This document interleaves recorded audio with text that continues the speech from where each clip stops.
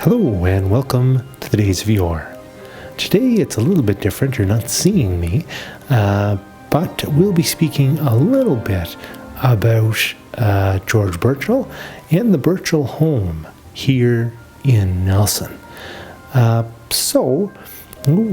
Today we've opted for a little bit of a pictorial history of a certain figure.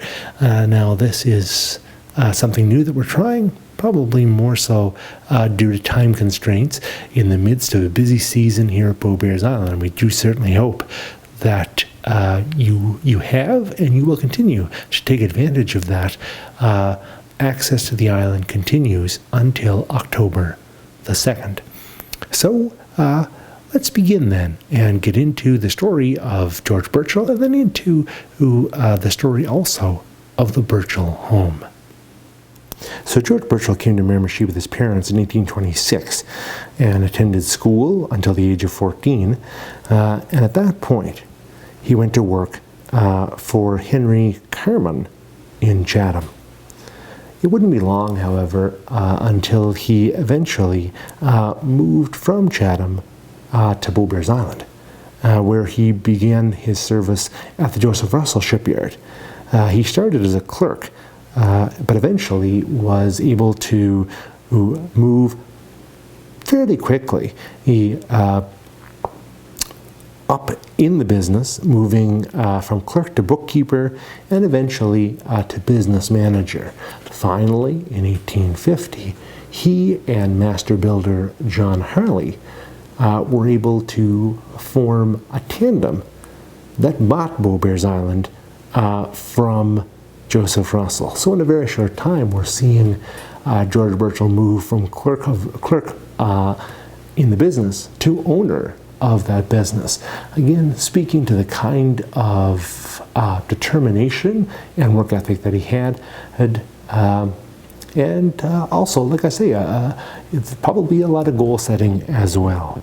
So the firm of Harley and Burchill we've talked about in previous episodes, but just by way of a brief summary. So together they were able to build 9 ships, all of which were sold in Britain. They conducted lumbering operations and shipped lumber to overseas markets, but in 1857 the partnership dissolved. So as we understand it, George Burchill perhaps was a little bit more hooked into the firm of Gilmore, Rankin and Company than maybe John Harley was. And that makes sense, given that he had been really more involved with the business side of the Russell Shipyard than Harley had been. So, again, he had closer contacts. And from what I understand, those contacts, both in the Rankin and Gilmore firm and also those contacts that he had in Fredericton, advised him that the days of wooden shipbuilding were numbered. And of course he knew this as well from the kind of adjustments that were being made to insurance and so on and so forth.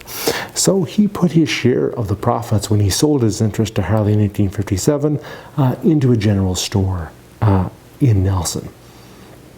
And from this would become really kind of the nucleus of a much larger operation that would continue well past him as well.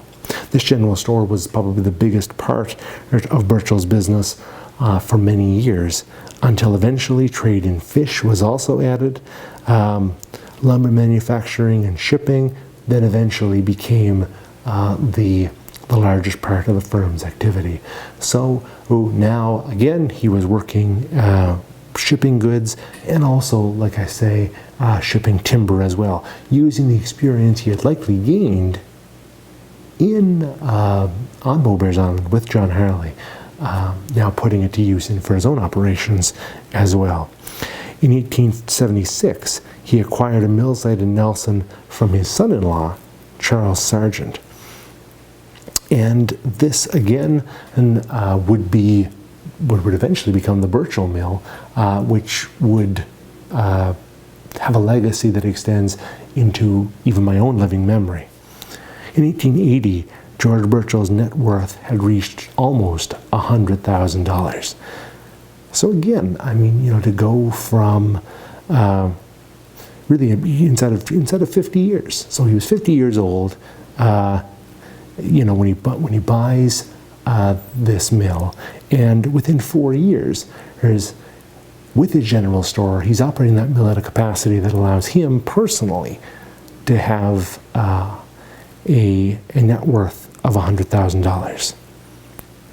His sons, John P. Burchill and George Burchill Jr., were participants in the business, forming George Burchill and Sons the next year in 1881. Now, this company acquired a good reputation for fair employment practices. So we know that George Burchill treated his employees very well on Beaubears Island, and he carried this forward. Again, a very fair employer, as it was understood at that time. In the 1880s, he's into the 1890s, with his employees, at the mill. The lumber camps provided better food, more comforts than their counterparts in other operations along the Miramichi River. Now, of course, what they reasoned was that the higher cost of better food and of these more comfortable surroundings, and of course, I think we're using comfortable perhaps in a bit of a broader sense. I'm sure it wasn't, lounging on the settee in the Burchill lumber camps. Although maybe it was, I don't really know, but I somewhat doubt it. But yeah, he reasoned that the higher cost of these things would be offset by the greater yield. I think probably, and I think it holds true. A happy worker is going to do more, he's going to work harder, so that's it. So obviously, I mean, with the success they enjoyed, there may have been something to that. So we've spoken quite a bit to this point about Burchill and his operations. Now, of course, we're here at the house, so I think it's only appropriate that we speak a little bit about the Burchill family, and again, here at the house. So, of course, here, the Burchill house was set up in 1857 after Burchill had left Beaubears Island. He had lived on the island with his wife, Bridget Percival, throughout the years when he was an owner, but, of course, moved here after leaving Beaubears Island. The couple had 4 children.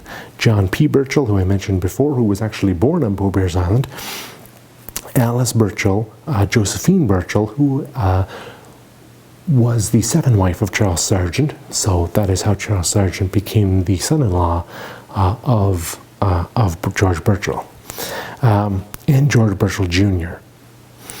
So again, as I mentioned, George and John also became partners in the operation. When Bridget Percival died in 1903, at 87 years of age, George Sr. began to move away from the operation, as of course is probably very understandable. He retired in 1904 at the age of 83. John P. Burchill became then the senior partner in the firm, which was now being regarded as a model for resource-based, family-controlled enterprises in New Brunswick. His brother, George Burchill Jr., died suddenly in 1906 at the age of 46. His son, Henry Sterling Burchill, would become a member of the firm of George Burchill and Sons, and he would stay at this house until his own death toward the end of the 1900s. And of course, the house today is privately owned. So I think we'll leave it there. The Burchill house was one of perhaps the stately but also somewhat subdued of the great houses here in Nelson and of the interesting architectural history of this community. So, if you're interested in this type of content and would like to know more, do please subscribe to the channel, like the video. It helps us out so very, very much. And if you want access to exclusive videos on historical and other topics, have a look at the Patreon options below. There is exclusive content available to all subscribers. So, Ken Walker will be back next week with his latest installment in the Eco-Spirits series, which I'm sure you're enjoying, and I certainly am. I will be back in 2 weeks, and hopefully you'll have a chance to see me at that time. For the Days of Yore, I've been Dr. Sean McCarthy. Visualize the pipe in your mind. Thanks so much.